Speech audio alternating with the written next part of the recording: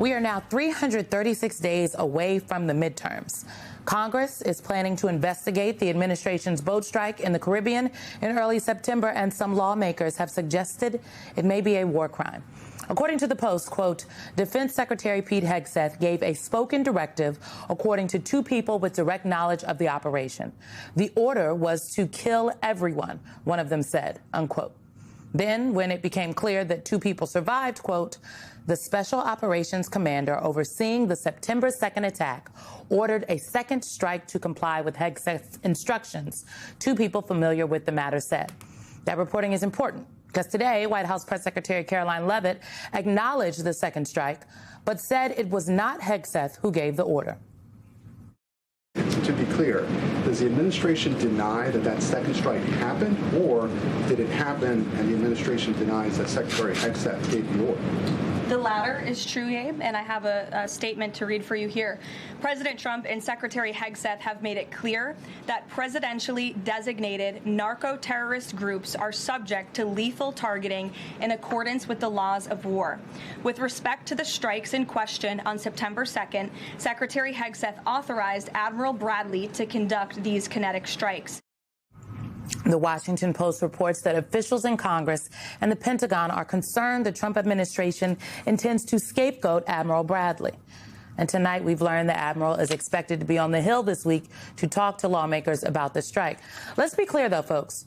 What Leavitt said matches what the Washington Post reported, that a commander gave the direct order for the second strike to comply with Secretary Hegseth's initial order that no one be left alive. She later denied that Hegseth gave that order for everyone to be killed. This is what Leavitt said during the press briefing, quote, I would deny that the Secretary of War ever said that, end quote. Last night, Trump said Hegseth denied giving that order as well. Trump also said that he himself wouldn't have wanted the second strike. Well, tonight, the president met with his national security team in the Oval Office to discuss Venezuela. Meanwhile, both parties are focused on a special House election that's happening in Tennessee tomorrow. We're talking about a district that Donald Trump won by 22 points about a year ago. But after how much Democrats performed in elections last month, the party even thinks this race could be within their grasp. That's put Republicans on defense. House Speaker Mike Johnson made a campaign stop in Tennessee today and put Trump on speakerphone.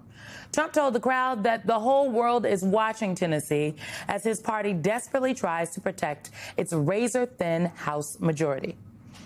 With that, let's bring in our leadoff panel. Luke Broadwater, White House correspondent for The New York Times. He also has a Pulitzer. Susan Glasser is here, staff writer for The New Yorker, and Democratic strategist Joel Payne. He was also a senior aide for Hillary for America and press secretary for former Senator Harry Reid. Okay, Susan, we played the sound from the White House press briefing today of Gabe Gutierrez questioning Karoline Leavitt. I want to know what you make of what Leavitt said, confirming the strike, but denying that Hegseth said to kill everybody. Yeah, I mean, look, we have a lot of questions. They're not answered. That's one of the reasons why it's so notable that members of Congress in both parties, the Republican and Democratic leaders of the House and Senate Armed Services Committee over the weekend said that they would investigate this, said they would hold public hearings. I hope that they do, because there's a lot to clear up here. When it comes to the question of whether or how and why a second strike was ordered, I think it is notable that the White House is admitting that this occurred. As you pointed out, it's very consistent with what the Washington Post had reported.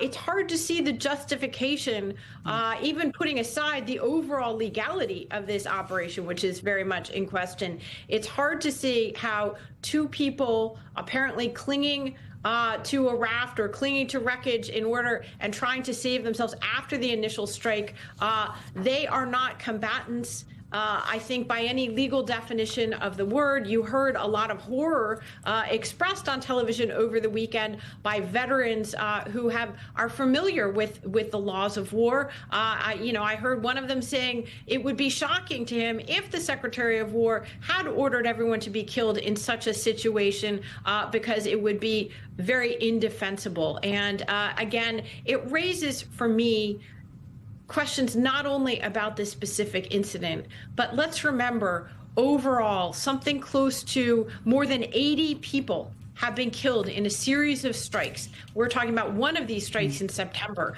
The legal justification for this military campaign is very questionable. Congress obviously has not authorized it. President Trump and his advisors have not explained to us exactly what is the goal of this remarkable military buildup. I would point out also that the penalty, let's say these are drug traffickers as alleged, the administration has not produced any evidence about who we think these people were who were killed. And not only that, but the penalty in the United States of America for drug trafficking is not summary execution by the United States Navy. It's an important point. I mean, Luke, to Susan's point, you've had Secretary Hegseth on Fox News saying we knew exactly who these folks were in the immediate aftermath of the strikes. But there's reporting from many outlets, New York Times, Washington Post, that said administration officials and senators who viewed the intelligence once they had a briefing said that it was not specific about who and what. Tell me more about the reaction from the Hill. I think it's notable. I've heard from Republicans like Don Bacon of Nebraska, Mike Turner, who say that if in fact this reporting is accurate, that this would be very concerning and not in line with what they know to be true. And these are former veterans we're talking about. Yeah, this is drawing a lot of concern from members of both parties on Capitol Hill. And that's striking because Republicans have been very reluctant to ever criticize Donald Trump. But when you see something like this, especially when you have a military background, you know that these are extrajudicial killings and that the campaign to appoint Donald Trump judge, jury, and executioner of people in the middle of the ocean that he doesn't know. He hasn't heard necessarily all the facts. He doesn't know exactly who these people are. And moreover, on top of that, when you look at this second strike here, if these people really are just hanging off the side of a boat, they're not armed combatants anymore, and they're unarmed non-combatants, and there's international law against the killing of people in those situations. So the whole campaign is questionable to begin with, and this specific strike, though, you're going to see senators really hone in on that, and especially those with a military background, because they know how out of step it is with other military practices. You know, Joel, the boat strikes are allegedly part of this war on drugs, if you will. I will note that the fentanyl, which is killing a lot of folks in our country, it does not come from Venezuela. Okay, it's made in China. It comes in through Mexico. And then the cocaine, also, very little to, if any of it at this point, is coming from Venezuela. Never mind the fact that Donald Trump just said he's going to pardon, though, the ex-president of Honduras, who did actually flood our country with cocaine.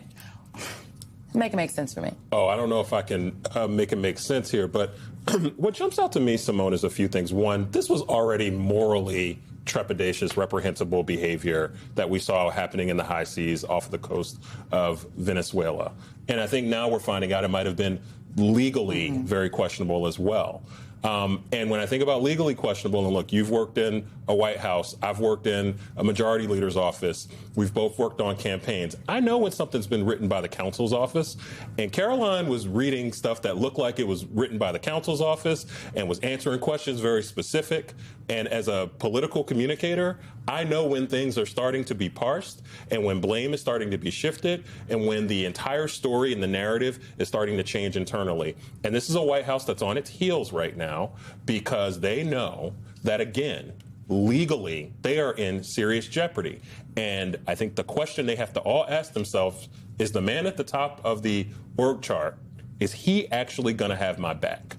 Is Pete Hegseth, are the heavy hitters going to have my back? Because if I was a staffer working in that White House, I could not take it to the bank that Donald Trump and that any of the chiefs, so to speak, that work in that White House are actually going to do the work to protect me, despite what their rhetoric might say.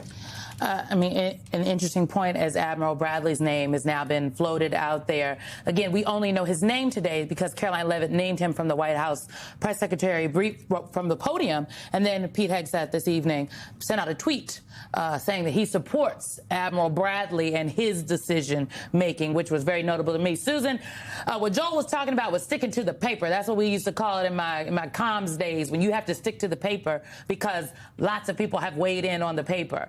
Well, while Caroline Leavitt was sticking to the paper today, she said the strike was in self-defense. I'm just wondering if that makes any sense to you, especially when, again, the administration has yet to provide any evidence that the boats are actually bringing drugs to America. They keep talking about transparency, but we have not seen the facts to back up what they're saying.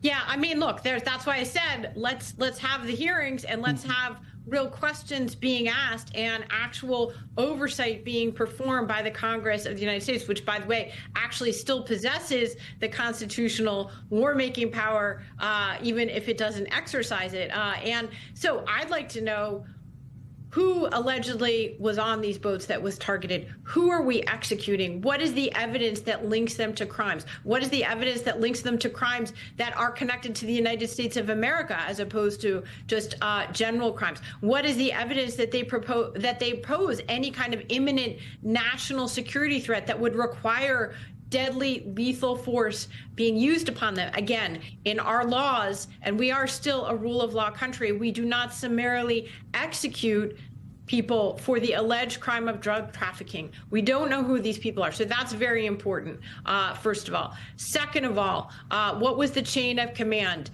Were there witnesses who heard Secretary of Defense Pete Hegseth give this verbal order? Why is it that we're only now hearing for the first time today from the White House the name of an admiral who they want to blame for this? I thought it was notable that Donald Trump said he didn't know yesterday when asked about this, about the second strike, but if he had, he wouldn't have supported it. So what does Donald Trump know about these operations? Is he approving each individual one? We're told that the commander of the combatant command that oversees the Southern Hemisphere for the United States military resigned. There have been reports that he did so under protest of this overall operation. Can he be called under oath to testify before Congress and tell us, did he object in some way to the legality of this operation that is being undertaken in the Caribbean? If so, on what basis? I mean, there are an unbelievable number of questions that aren't answered. This incident is very troubling, but the whole operation is one that, I mean, frankly, at any other moment in American history, the fact that we are months into this kind of a military campaign, including moving America's major naval assets into the Caribbean and away from other theaters in the world that might be actually pose a bigger national security threat, the fact that we don't know the answers to any of these basic questions right now, Simone, is something that is pretty extraordinary. And it speaks to a breakdown in our system in Washington, that not only do we not have the answers, but are people even really demanding them sufficiently yet in our system?